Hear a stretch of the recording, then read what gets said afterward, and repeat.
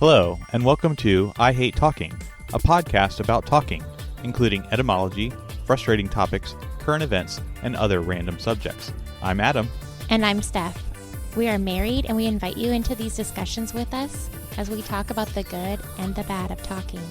We hope you enjoy today's episode.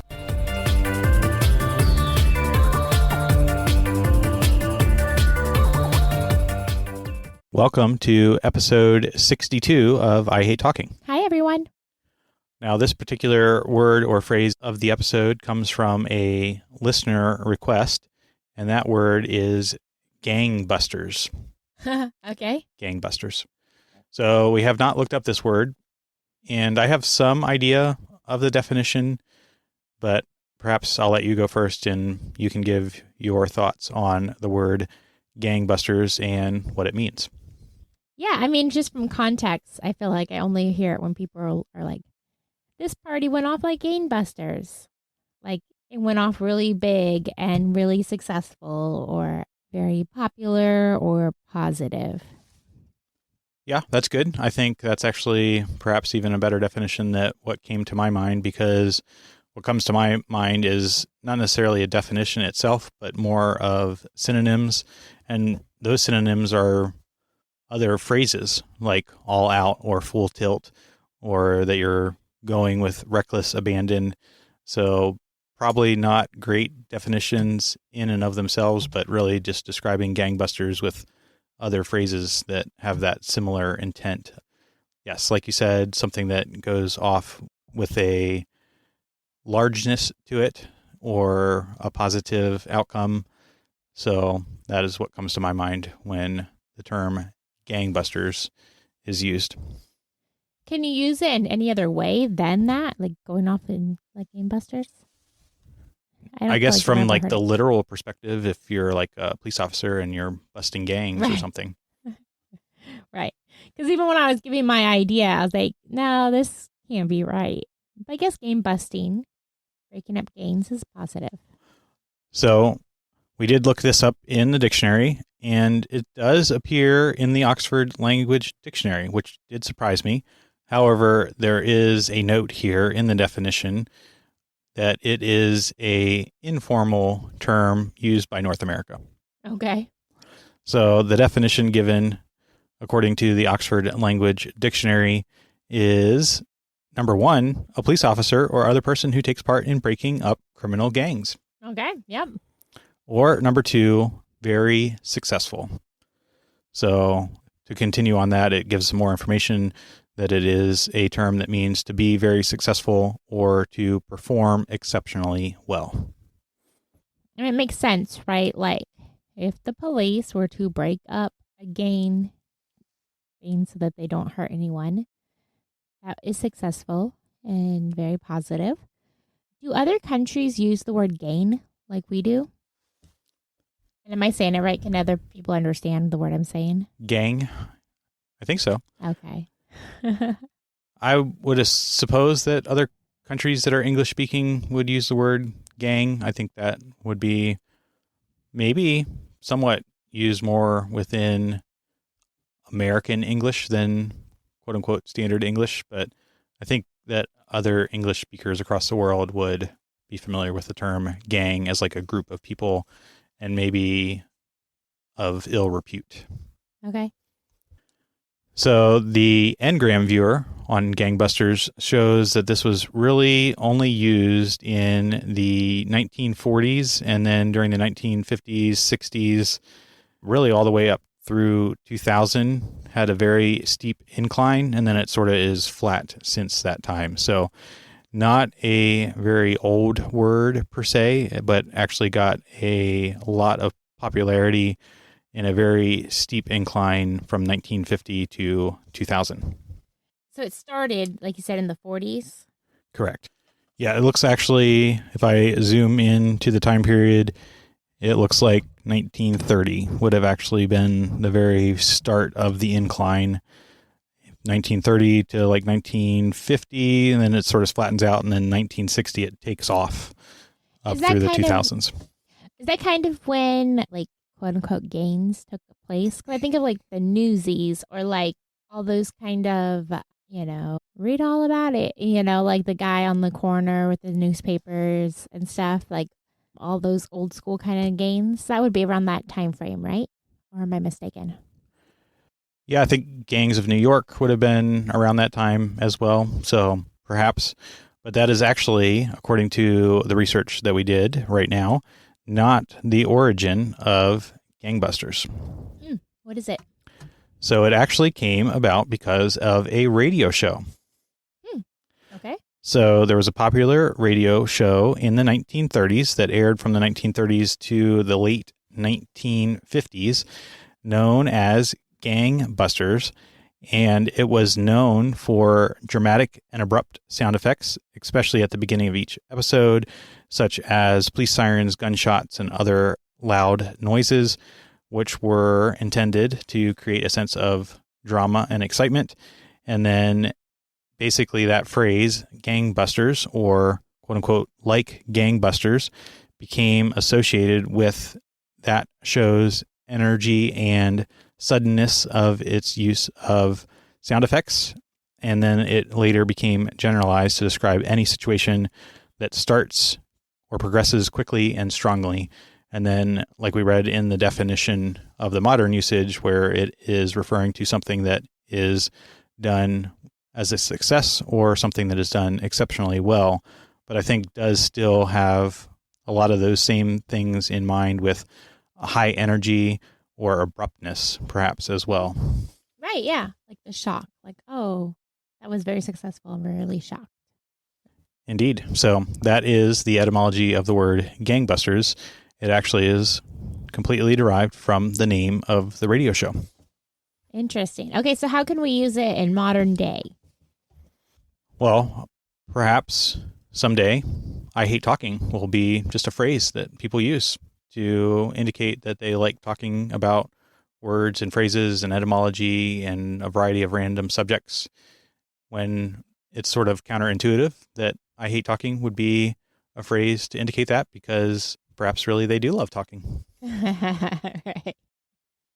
But in terms of how gangbusters would be used today, I think it really would be perhaps some of that high energy, successful outcome. But I don't really use that particular word in everyday usage. But at least maybe we know a little bit more now about what it means and where it comes from when someone else uses that particular term. Yeah. So we are going gangbusters in the month of June. We alluded to some of those things, or at least one of those things, in our last episode, with you beginning to learn guitar and all of our kids learning some form of instrument for the summer break. So that is one of the things that we're going gangbusters on. And then perhaps learning languages is something that I'm catching up on, but you and our oldest have been involved with for the last few months or even longer. Yeah. I mean, it's been several years, but like intentionally, very purposefully, daily.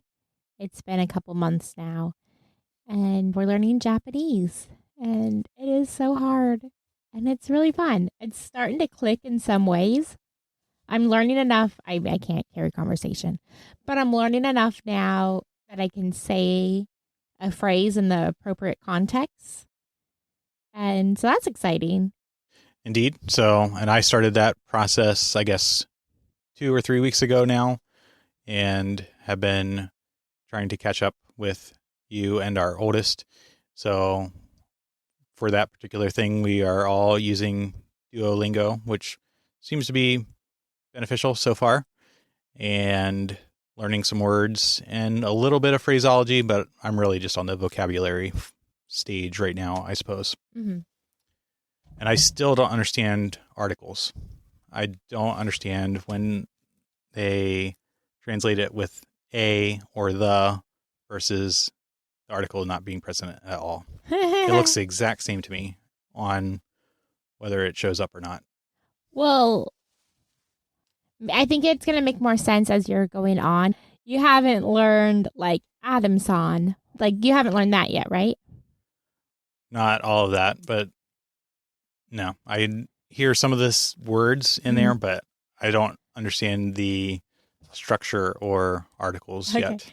So we should just move on because I'm not an expert either. But when you're talking about like the articles, it's very different from our English because there and those and here, like those sort of words are all very different.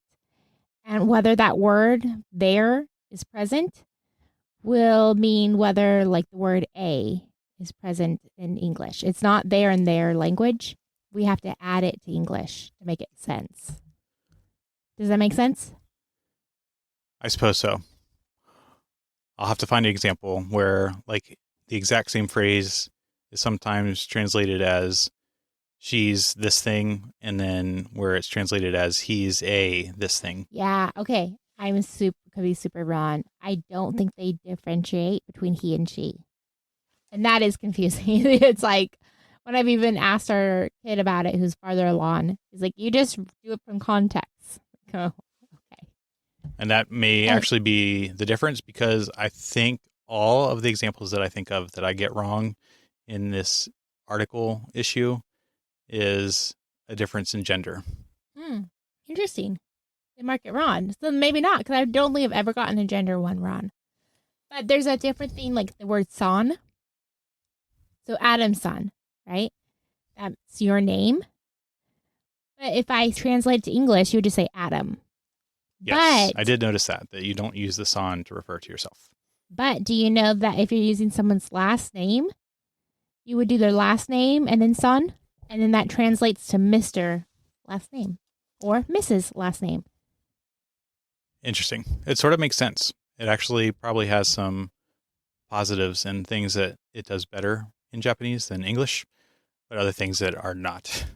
And then the other thing I do like super fast about Japanese when you're learning it is the ending dis. Like basically you put that down after every sentence, and it's like the period almost. Like done this. Or desu ka. And then that's a question mark instead. And I like that visual, because you're a visual person, I guess, right? Or is that my auditory? I don't know. I like how you can hear the actual question mark or period based on whether it's a question or sentence. That is true. That would be more appropriate as a benefit to you as an auditory learner. Probably doesn't make much difference to me, but I think that is a thing that is true for a lot of Asian languages, where that will be sort of the end of the sentence as sort of the whatever you're describing, right, that type of subject. For us, we do it by inflection, right? If you're speaking and you ask a question, you know it's a question because my voice went up. But in their language, in Japanese, you know it's a question because you ask the ka at the end. I suppose so. That is something I'll have to pay attention to see if they use any type of inflection, because there certainly are still inflections within Japanese speaking, but probably different than English. Right, because I mean I am enjoying Duolingo. I think it's good, but they're not native Japanese speakers that we're listening to. So I think that's gonna impact our learning overall in real life. Probably true. So that is something that we are going gangbusters on, with the musical instruments and learning languages. And then probably you don't even know this, but I'm going gangbusters on a bunch of different, hopefully healthy habits. Some of those you are doing at the same time. So, for example, we are now using Bloom for our personal mobile devices as a way to try to reduce screen time and distractions from said mobile devices. And you may have heard of Bloom. There's other similar things that are out there. One of the more popular ones is called Brick, but it's basically a physical object that you scan with your phone, and then that locks whatever applications you have selected or scheduled so that you can literally not access them. Mm-hmm. Yeah. We can still use our phones for phone calls or text messages. But yeah, you choose what apps are distracting. And it helps me because Often I'll sit down and I'll have a moment or two of free time and I pull out my phone. And how many times I've gone to like Instagram or something and then it won't let me click on it. And then I do something else that's more productive instead. Indeed. And I'm still in the early phases of using it, but I do have a mode on there that I call essential, and it basically limits my smartphone to that of a 1990s flip phone style phone where I can basically do call and text. I do have some of the other things that are related to security and things like that. Like emergency Emergency weather. services, yes, all that's still turned on, but essentially turns my smartphone into a flip phone. Yeah. I mean, it's kind of sad in a way that we need these items because we're so addicted to these apps. But I was trying to tell our kids recently, they didn't like that I was putting a limit on their video game. And I was like, I understand you want to keep playing, but like, my job is to protect you and your brain. And I'm like, I also have to protect my brain. And this is the way I'm having to do it is by Bloom. Precisely. So another example of another thing that we are going gangbusters on and doing some monumental change. And then I think you're doing keto. I'm doing keto. Started out with basically the egg diet supplemented with some salt and nuts to get to the ketogenic diet, and then trying to adhere to that for at least the month of June. There's some camping that we have going on that may preclude that diet for those particular days, but other than that, trying to adhere to the keto diet for the foreseeable future. Yeah, I'm doing keto too. It's been a couple years since I've done it. And I'm not doing exactly the same format you are because, y'all, I don't like eggs. I like our chickens. I don't like eggs. So I didn't go through the egg diet routine, which is easier to get into ketosis. So it'll take me longer, but I am staying within my macros and no carbs, like no bread and rice and all that. Indeed. And then I've also set an alarm for daily workouts to wake up early and start doing morning workouts. Yeah, I was confused the first time it happened. I was like, I thought you just had an early meeting at work. Usually you tell me if you do. And I was awake, but I was kind of just laying in bed, slowly waking up. And you got up. I thought that was weird. And normally you go shower, but instead you went into our gym. And I was concerned something was wrong. And so I went and looked, and you were working out. And I'm so proud of you. And not because he doesn't work out, y'all, but waking up early and doing that is a sacrifice for you. Yes, that is true. I am certainly not a morning person. Yeah. And then speaking of showers, followed that workout with cold showers. Did you? Oh, that's horrible. Did you like it? Yeah, I actually still retained some ability to do it. A And full not cold shower? Yeah, full cold shower with no heated water. And actually our shower dial doesn't even really get that precise. So you have to like be like really careful. You have to turn it like just a tiny eighth of an inch to get just full cold. Yeah. But that is something that I have done in the past and apparently still have some ability to do it because it actually wasn't that bad the first time that I did it in the month of June. Did you ease into it, like your feet first or something? Or did you just like full body, head to toe? No, I usually do body and then ease into the head. That is another thing. And then haven't done this completely and routinely yet, but trying to take some magnesium and ashwagandha as part of the bedtime routine for the sleep benefits and some of the heavy metal cleansing and other benefits of those particular supplements. So lots of things. Guess I'm going gangbusters with my health in the month of June. I think it's also our personality. We're like all or nothing type of people. So we're like, we're going to change something. Let's change it all up. Mix it all around. That's true. So And then I guess accordingly, I'm trying to go to bed earlier as well, so that that supports the early morning routine. And Yeah. then Bloom will help with that because basically my phone gets essentially turned off, except for, like I said, the critical communication features and emergency services at 10 p.m. Yeah. Well, that's so weird because anyone who knows me personally knows I don't stay up late. I just can't do it. But with this job I have with the community, I've been staying up way later than normal lately because I'm responding to people and doing work. And so that's pushed me far out of my comfort zone. Like I just have to do it. So I'm staying up late to get it done. And several nights now, I've been up later than you. And that's super rare because you're going to bed even maybe not as early as I normally go to bed, but normally you're up way later than this and you're going to bed. So it's almost this weird sensation. Most of our marriage, you always stay up later than me. So it's a weird dynamic we have now of you going to bed first. And even on some days, waking up before you. Yeah, you woke up. That's really switching it around. It's not bad, but it's different than we've ever had before. So that's my list of things. Anything else that you're doing in your personal life to go gangbusters this month or in the future? You're doing summer smarts. That's something that's different, I guess.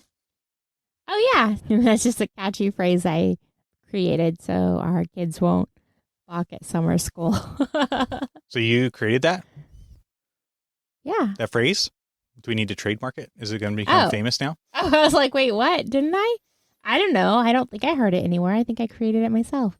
Okay. I'm sure somebody trademark. No, I'm sure. Trademark summer smarts. I don't think I took it from anyone. I just was writing our calendar down and put that down. So in summer smarts, no one can have electronics or TV or anything like that until they're done. Some of our kids are working on cursive at different levels, like advanced cursive or immediate or beginner. And then our youngest is just printing.